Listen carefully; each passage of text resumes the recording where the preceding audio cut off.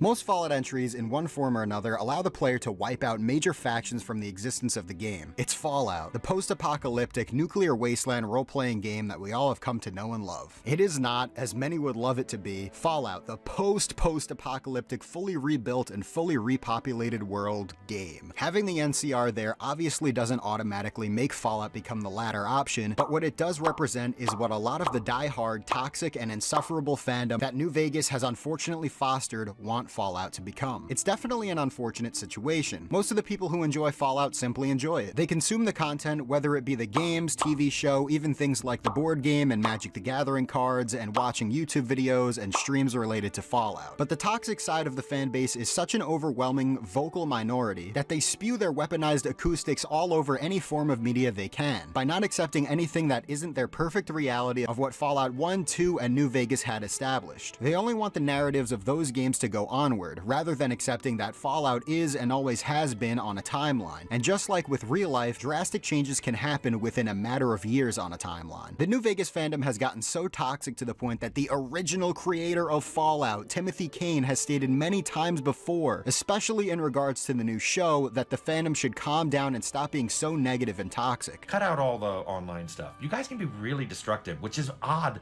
that you do it to people who are trying to make things. And it's hard enough to make things without people constantly trying to tear it down. But it's way easier to tear down than build up. The man who created everything, especially the thing that everyone is currently freaking out over, is telling them that they are overreacting. And now that I've spoken for long enough to make most of the gremlins angry and most likely click off of the video before I finally get to the actual point of the video, let's finally get to that point of the video, shall we? Gosh, I love making people upset over things that literally don't matter at all. The destruction of Shady Sands in the Fallout TV show was definitely a disappointment to me, but not fully in the way that most others are crying over. I personally feel that it is perfectly fine to completely wipe out a specific faction from the quote-unquote map of the certain Fallout form of media you are currently consuming, as every single game featured the complete destruction of a faction and most were chosen by you, the player. In Fallout 1, you destroy the Master, leaving the faction of super mutants extremely crippled on the West Coast. In Fallout 2, you destroy the Enclave's oil rig, leading to the Enclave being wiped out from the region.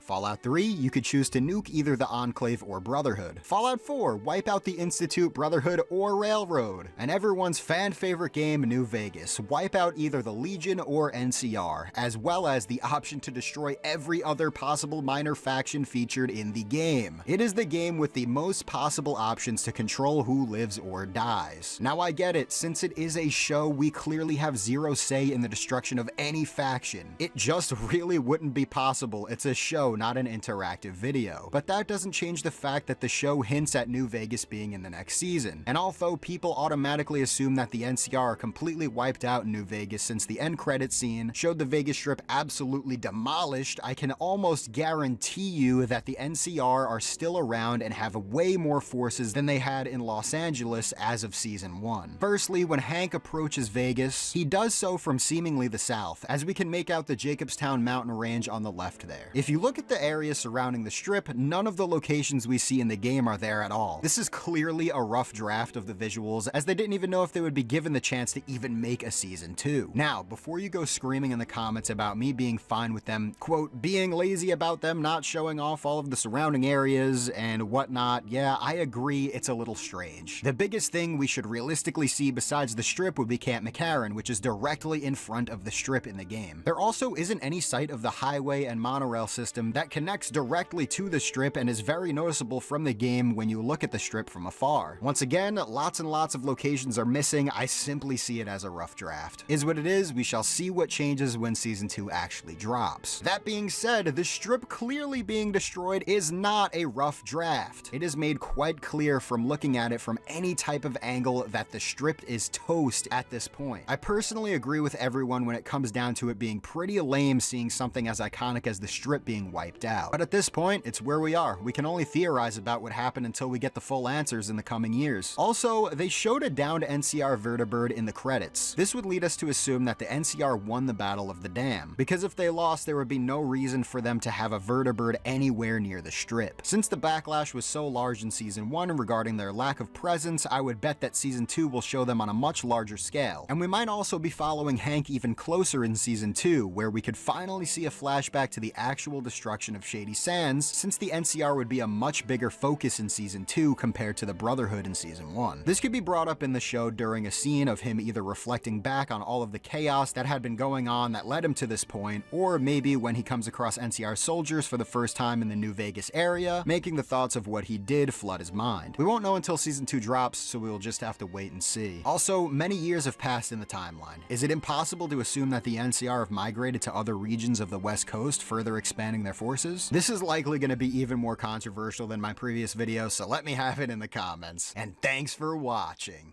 He's coming up with retcons for Bethesda before the next season even gets retconned!